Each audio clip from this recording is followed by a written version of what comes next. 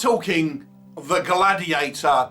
We are not talking the Russell Crowe Gladiator, we are talking the Gladiator from 1986. And this one was directed by Abel Ferrara. Yes, he of Driller Killer fame. And this one stars Ken Wahl as Rick, who is our kind of central protagonist. And you've got supporting roles by Nancy Allen and Robert Culp. And this movie is essentially Death Wish on wheels. Now, this movie was originally made to have a cinema release, but ultimately it was decided to just release it on TV after some re-edits to make it kind of a little easier going for TV viewers. Now, the story is one of revenge. So the character of Rick, played by Ken Wahl, is this guy who is having to kind of bring up his younger brother. So Rick is essentially a mechanic. We don't know what's happened to his parents. They're out of the picture for some reason, and he is left to bring up his teenage brother, and he's kind of teaching him how to drive. At the same time, there is a serial killer who is using a souped-up '69 Dodge Charger with kind of all these kind of attachments. So this is the same car that was actually used in the Dukes of Hazzard series, and I mean literally the same car. They just kind of repainted it for this movie.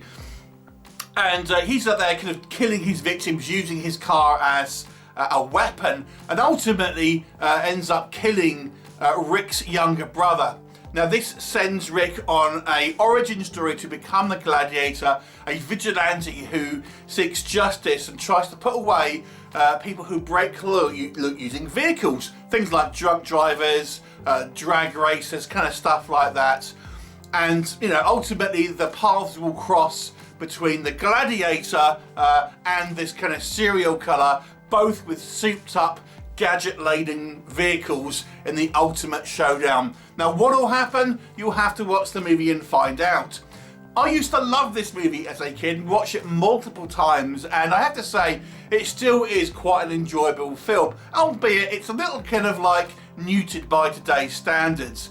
Because this movie was ultimately a TV movie in the end, it's lacking the teeth of a kind of very real, hardcore thriller.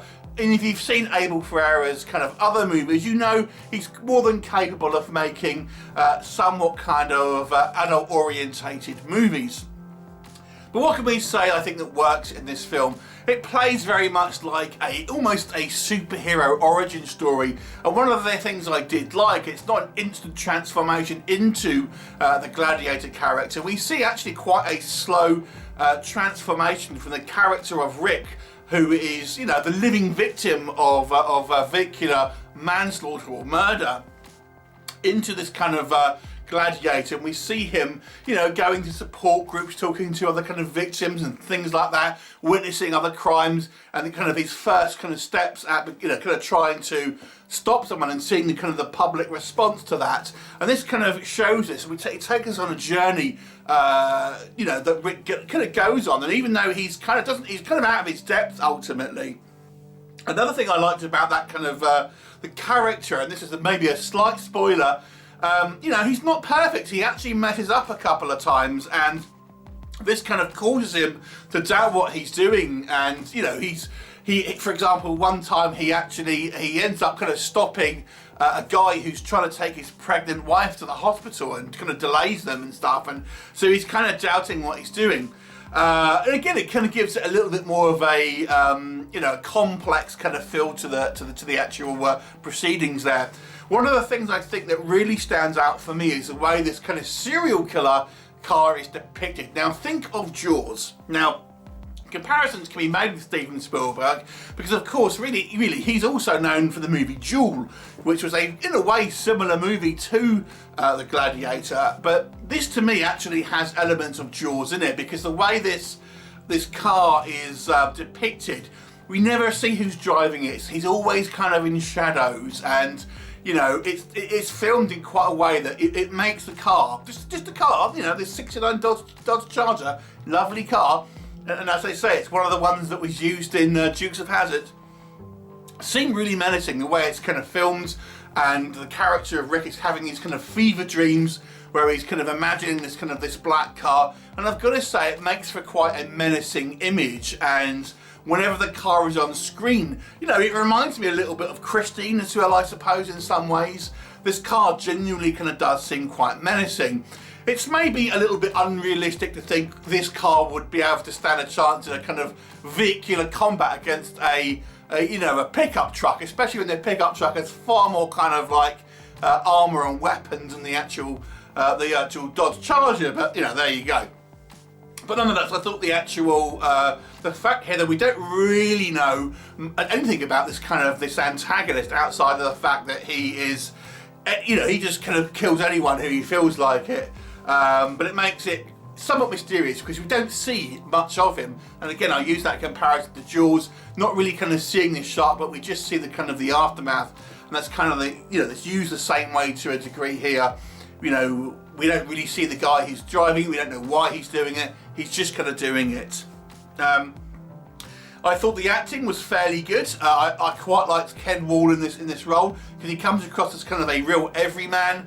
And you know, his character is portrayed to be complex and kind of layered, I have to say as well.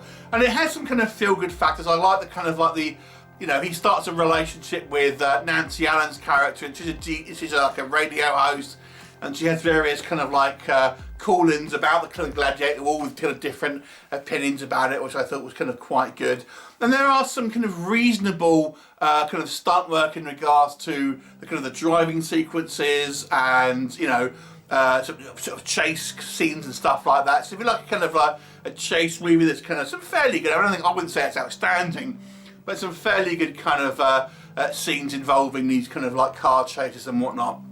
What doesn't work for me, I mean, realistically, I think the idea of a vehicular-based vigilante would probably do more harm than good if we're being realistic. I mean, he's kind of like there trying to prevent these kind of drunk drivers and racers and stuff from, hurting people, but he's kind of shooting a spear gun into someone's car and, manages to kind of stop them all the time. It's like, there's going to be occasions where you're going to kill someone doing that and probably kill more people ultimately than would die with these individual kind of circumstances.